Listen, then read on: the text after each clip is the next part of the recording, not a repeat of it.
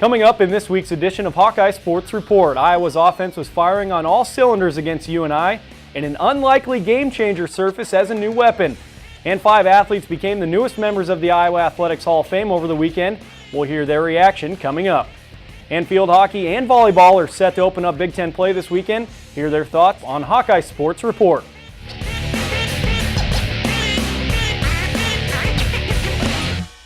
Hello and welcome to another edition of Hawkeye Sports Report. Well, we all knew it was just a matter of time until the Iowa offense made its impact. In fact, the Northern Iowa defense felt one player in particular's impact throughout much of the second half.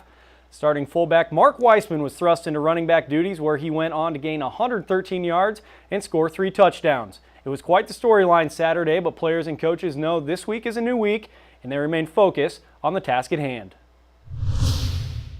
First of all, on the medical front, I think, regarding Damon, I think that's probably doubtful. We'll just see how the week pans out, but I think that's doubtful at this point.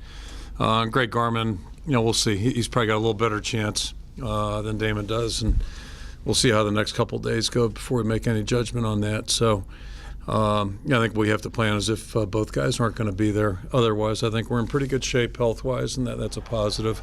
Weissman's performance, when you look back at the film, is it a situation where you think maybe he might be more than a Band-Aid, like he might be a guy that maybe you would look at him for extended carries? Well, we had worked him last week at that position with that in mind, and obviously he really contrasts. He's a contrast to the other guys that we have carrying the football. So, would he be our go-to guy, our predominant back? I don't know, only time would tell, but I think certainly he showed that he can do some things out there competitively and brings a different tempo, if you will, running the football. You hate to see it happen that way, but yeah, it was an exciting thing, and I'm just thankful for the opportunity that I got. James talked about getting the ball in the end zone and the red zone, and that's what you did. You look like you're ready to do that kind of thing. A bigger guy that can pout in. How important was it for you guys to find Bader after all the red zone troubles you had? Yeah, definitely. We weren't putting the ball in the end zone, and we still had a little trouble in the game. Didn't get it in that one time, and we need to continue to get better each and every day. There's still room for a lot of improvement. And he's a guy who has had snaps there before, and they kind of experimented with it a little during camp, and then this last week he took some reps, and he's a guy that we all have a lot of confidence in, and when he's in there, we don't really miss a beat. Playbook really doesn't change with him back there. Playbook really doesn't change. I mean, maybe a little less juking, but once you get him going downhill, he can do some things of his own. You get to see Weissman kind of trucking some of those safeties there down the field? In the game, not as much. You just kind of hear the crowd erupt, and we all know Mark's personality and the type of runner he is, so we were able to piece it together. But then, after seeing it on tape, the things he was doing was incredible. It helps knowing what kind of back's back there, so you can kind of alter the way you block. But Mark's kind of hit the hole, and then he's not really going to make a move. He's going to try and run over guys. So. Obviously it brings a lot of energy to the team, and, I think it got the crowd going, which in turn got us going. So, overall it had a great effect. We now welcome in Hawkeye Radio Network's Rob Brooks. And Rob, it wasn't one of your big name players that stole the show on Saturday. It was fullback / now running back Mark Weissman that stole the show. Well, he most certainly did. If you didn't know who he was before Saturday's game, you certainly do now. And as Kirk Ferentz likes to talk about, especially in spring ball and into fall camp, we need good stories to develop. That being players you may not know a whole lot about. Well, certainly Mark Weissman has been an outstanding story, and we do know a lot more about him now than we have in previous weeks. Now, Damon Bullock and Greg Garman both went out of that game with an injury. Damon probably not going to play this week. Greg has a chance. Where do you see Mark Weissman fitting in this offense from here on out? Well, I think here in the last couple of weeks that he has been working more and more at the tailback position. Obviously, you would think that his number one position is still fullback, but he can kind of be that tough, hard-nosed running back in between the tackles where you hit the speed with Bullock and Garman, and then you start to pound with Weissman. I think it gives Iowa outstanding 1-2 combination heading into the Big Ten season. And on Saturday, the offense racked up over 400 total yards of offense, and the receivers really looked like they were getting comfortable with the passing offense. Yeah, I think in the first 2 weeks we were kind of wondering where Cavante Martin-Manley has been. Has not done much offensively. Well, had an outstanding game against UNI. Caught passes for over 100 yards. That's a career high. And then Keenan Davis, and along with C.J. Fedorowicz, those 3 players now have caught at least 10 passes. Kind of getting lost in the shuffle with all this is the defense, and I mean, these guys have been really good, and it still seems like everybody's talking about the offense. How good is this defense? One of the top question marks coming into the season about the defensive line, and they have been very, very good. I think they have exceeded expectations. The linebacking core has been outstanding. Anthony Hitchens leading the Big Ten in tackling. We thought the secondary would be pretty good. It has. I think one of the key things with this defense under Phil Parker has been the halftime adjustments, as opponents have scored only 10 points in the second halves of 3 ball games, 10 in the third quarter, 0 in the fourth quarter. You talk about making a difference in the second half, and Iowa playing a lot of close games. I mean, that is really going to be outstanding going forward. How does this defense stack up with this Central Michigan team that comes in on Saturday?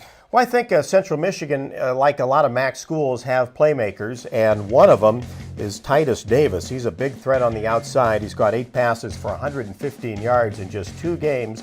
They run the ball well, throw it well, pretty balanced, and Dan Enos, their head coach, certainly knows the Big Ten.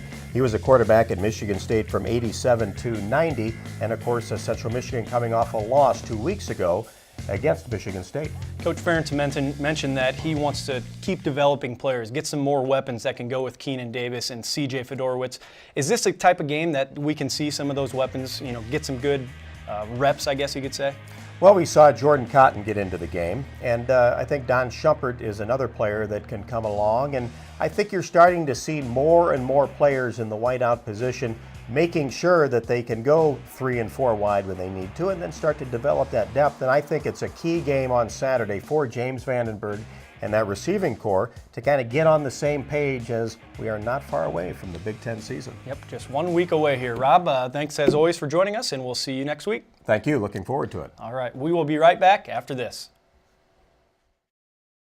It was a busy week for many of the teams at the university. Let's not waste any time and jump on the Hawkeye Express this week to see how they fared. As we said, the football team came out on top, 27-16 over UNI. Iowa's offense racks up over 400 total yards, and the defense holds UNI to just 3 points in the second half. Has Iowa first and goal at the UNI, just inside the 3. On the draw, the counter move, Weissman, untouched, into the end zone, off Eddie Podolak's counter. The soccer team suffered their first loss of the season at Illinois Sunday 2-1. Alex Moline scored their only goal. The team is now 9-1 on the season. And field hockey had just 1 game on Sunday against 20th ranked Albany at Grant Field. Kelsey Mitchell scored both of Iowa's goals in a 2-1 victory. Well, we start Big Tens next weekend, which is really, really big.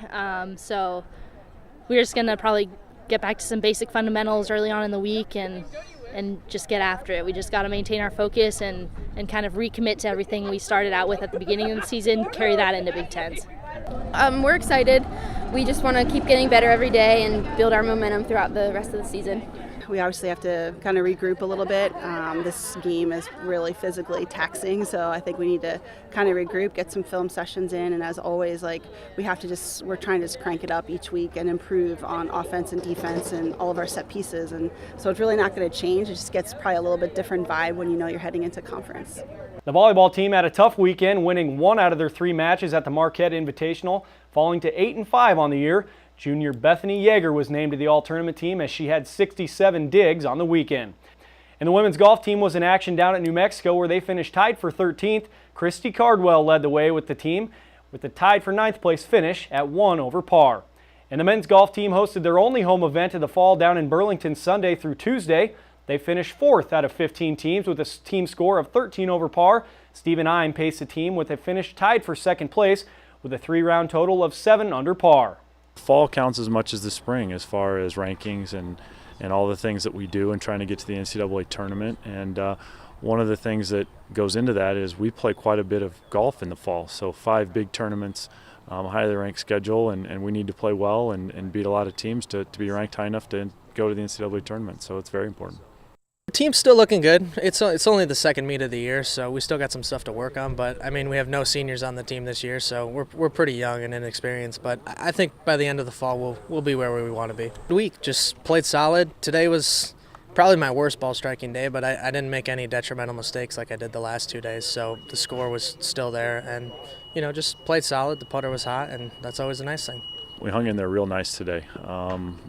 Steven out front was obviously vying for an individual championship, and he finishes with a -2 70. The wind was up, greens were fast, and everyone hung in there to the end, and I think we actually picked up quite a few shots right at the end to secure 5th place. So, at the end of the week, or at the beginning of the week, I would have said, 5th place and better is a goal for us, and we achieved that. So, I'm happy. As part of Varsity Club Weekend, the National Iowa Varsity Club and the athletic department inducted 5 former Iowa student athletes into the Athletics Hall of Fame. The induction ceremony took place Friday. On Saturday, the newest members of the Hall of Fame were honored at halftime of the football game. Matt Nelson has more. From the Heritage era, 2 Hawks joined the Hall of Fame. 3-time letter winner and 1959 national champion Jim Craig wrestled his way into fame. But it's just icing on the cake, so to speak. All the hard work that you put in to get to where you can do your best, and then all of a sudden they say, well, now you can be in the Hall of Fame. And that's so neat. On the track and cross-country courses, Bill Frazier blazed his way in. The All-American held the Hawkeye outdoor 800-meter record for 50 years until it was broken this spring. This is really a great honor. What has this weekend been like for you? The weekend has been fabulous. It's great meeting the other Hall of Fame members. Now to the modern era, where Royce Alger was a 2-time national champion wrestler, including an undefeated season. What do you say? We're in the state of Iowa, and you're in the Hawkeye Hall of Fame. You don't get no better than that. And of course, Alger dressed for the occasion. I've always been a performer, so I'm ready to just put it on. Liz Chu was a 4-time All-Big Ten first-team selection and led the Iowa field hockey team to a national championship in 1986. She is the only Hawkeye field hockey player with her number retired. Well, I was able to make the Olympic team after Iowa, and Iowa trained us to be elite athletes. They gave us every resource available to become the elite level athlete, and I owe it all to them. Finally, Bashir Yamini won 9 Big Ten track and field championships and a long jump national championship. He also raced through Kinnick Stadium. As a student athlete, is the ultimate. And to have the opportunity to experience that with a great class of inductees is absolutely beautiful, incredible. And I just have goosebumps being down here on the field. I'm still a young man, so I can remember catching footballs on this field, and it's a great environment. At Kinnick, Matt Nelson for Hawkeye Sports Report. Good luck, fans.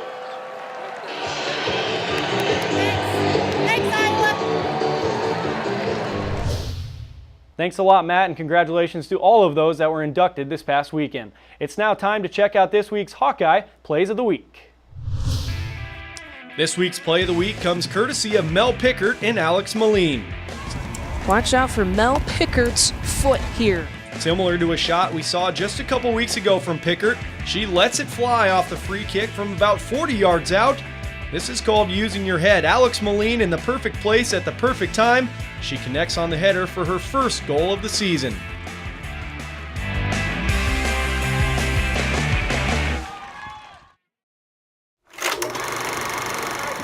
As a coach, Miller is tough and exacting. From each player, he demands superb physical conditioning and rigorous discipline. He teaches attention to fundamentals, with the emphasis on defense. He pushes his men to their limits. They respond by winning ball games. It feels good to be a winner. It feels great. It feels great to be back. It feels like it was yesterday. I think that the most I remember is that I had the opportunity to play in the shadow of a man that made everything a real cool ride. Forward, number 53, Sam Williams. Well, I tell you, I am very, very honored and pleased to be back. When I was here in the 60s, this is a very, very special place. Everyone treated us so nicely. It was a family atmosphere. The fans were electric at all of our games. We had a great coaching staff, a great team. We all played together. We all loved and respected one another. Happy to be back. That's Houston Breedlove. Drake University, 1966-67 down in Des Moines. Most memorable game I remember of all my career. Why is that? Because Drake had a really good team and we beat them well. Notice the quick passing gets the ball down court, and it's another 2 for Sam Williams. Well, the 67-68 team, my senior year, they picked us to finish last in the Big Ten. and we ended up winning the Big Ten championship. So that was a pretty big accomplishment, because whenever somebody counts you out and then you can prove them wrong, it's always a good feeling. It seems like it was just yesterday. Now, we were all in our 20s, early 20s back then. Now we're all approaching 70 years of age, but we're still family. And even though this was 45, 46 years ago, those memories will always be in my mind, in my heart, and the time I spent with these guys will be always a special time in my life. This week's Players of the Week are running back Mark Weissman and field hockey athletes Murdy McGraw and Kelsey Mitchell. Weissman made a name for himself Saturday against UNI following injuries to Damon Bullock and Greg Garman. He rushed for 113 yards and 3 touchdowns in Iowa's 27-16 win over Northern Iowa. In field hockey's 2-1 win Sunday over Albany, it was Kelsey Mitchell providing the offense as she knocked in both goals on the day. Murdy McGraw provided the defense as she nearly had another shutout performance in goal. She held the Great Danes scoreless until the final few minutes of the game. Her performance earned her her second straight Big Ten Defensive Player of the Week honor.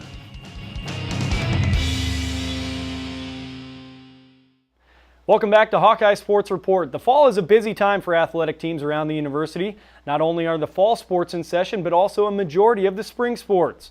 Softball is one of those teams, and they've been hard at work as now third-year head coach Marla Looper looks to guide her team in the right direction.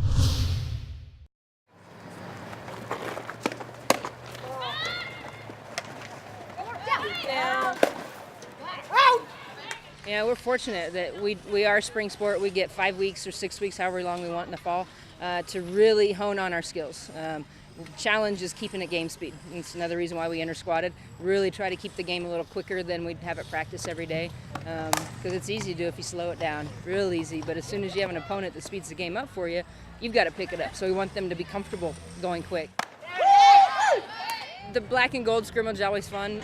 We haven't played an opponent yet. We've played each other. We've only been together as a team for a week in practice, and we've definitely worked on some drills and skills that we've implemented today. And then there's some things that kind of went out the window. They went back to their old habits. So it takes about 10,000 hours to change a habit. So we haven't put in the 10,000 hours yet. But the things that we can control, we did a pretty good job with. Learning to communicate. We had people out of position because with 24, you split them in half. You're going to have some people out of position. Jump on it! 5 weeks being together, learning how to work with each other, getting to know each other, their highs, their lows, their nuances, how to push their buttons is vital for us to have a championship year. They're on a mission right now, and it's exciting. When they came back from the summer, their minds hadn't changed whatsoever from when they left town, when they had a little bitter taste in their mouth. So they're ready to get after it. They're ready to continue to work hard, knowing they're gunning for a championship. Champions don't just hang out and be okay being satisfied where we're at, and so they're working hard, working towards that championship. Hawks on 3, 1, 2, 3, Hawks! The softball team will have a big weekend on hand as they will play 3 games against UNI, Drake, and Iowa State, all up in Cedar Falls. Cross country will also be back on the course after having a week off. They head to the Toledo Bubble Buster Friday evening. The number 13 ranked field hockey team has a huge matchup in their Big Ten opener this weekend. They'll be at number 15 ranked Michigan State on Friday, and then they'll be back in action Sunday against Central Michigan. Volleyball also opens up conference play this weekend. The Big Ten is the toughest conference in the land with 7 teams ranked in the top 25. They'll be on the road at number 23 Ohio State and at number 4 Penn State Friday and Saturday. You don't get a night off, and our girls know that. It's just like being in the NCAA tournament for 10 straight weeks. If we do well and we come out and we play really well in conference, then we'll get a shot at the NCAA tournament. And you know what? We're not going to be intimidated by that because we play NCAA tournament teams every weekend. I mean, we know that every night's going to be a battle for us. We're going in there against the top teams in the nation, but we knew that coming in to play at Iowa, and that's what most of us want. It's an awesome feeling getting to play the best teams in the nation night in and night out, and it's tough every night, but that's what we live for, and we love it. So we're expecting some tough matches this year, but we're ready to play. I mean, nothing comes easy in the Big Ten. You have to scout teams, you have to study them, you have to be ready for anything that they throw your way. It's just a nonstop process when you step on the court. So even leading up to a match, you need to be prepared. So it takes, you know, a week to at least be ready to play, and then you got to bring your skills, bring the energy, and bring everything else. So, you know, it goes, you know, a lot of stuff goes into it, but I mean, it'll pay off. The soccer team will be back home this weekend. They'll play under the lights Friday night against Indiana at 7 p.m., then be back in action Sunday at 1 p.m. against Purdue. They have a chance to earn their 10th and 11th wins on the season. You know, it's great. We can get back into a routine where we're heading to class, coming out here to train, and then excited to be in front of the home crowd on Friday and Sunday. And men's and women's tennis will also be competing over the weekend. The women's team heads to the Wolverine Classic in Ann Arbor, Michigan, and the men's team will go split squad for the weekend, with some seeing action at the Drake Invite in Des Moines and the others traveling to Purdue. And finally, the football team hosts their final non-conference game of the year against Central Michigan Saturday. Game time set for 11 a.m. That game can be seen on the Big Ten Network. That's all the time we have for this week's edition of Hawkeye Sports Report. Tune in next week to find out how Hawkeye athletics fared and what lies ahead. And always remember to check HawkeyeSports.com for everything that is Hawkeye athletics. Thanks for watching and have a great weekend.